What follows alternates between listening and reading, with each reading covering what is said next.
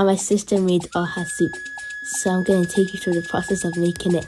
So the first thing you do is to always wash your hands. Auntie Sumi, what's that? Cocoyam. Okay, so wash your cocoyam and then put it in your pot and allow it to boil until it's soft. Then you boil your goat meat and assorted meat. Add your seasoning cubes, salt and pepper. Cover it and allow it to boil. So the next thing you do is to pour boiling water into a bowl. Wash your stockfish and set it aside. Also wash your dry fish and set it aside. Do you remember the cocoyam? It's also called ede. Come let's check on it. Okay, it's soft. It's time to pound. I'm curious to see how the cocoyam looks after pounding. And the cocoyam is very hot. How did she peel it with her bare hands?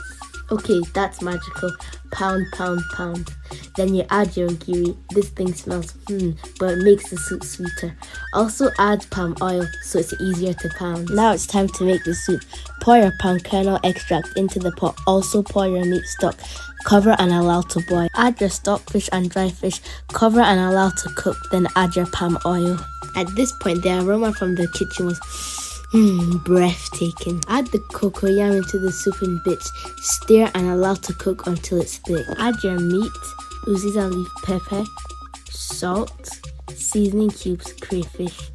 Stir properly, cover, and let it cook. Add your oha leaves and that's your ofe oha ready. So I had the soup with pounded yam and I can tell you all it was very delicious.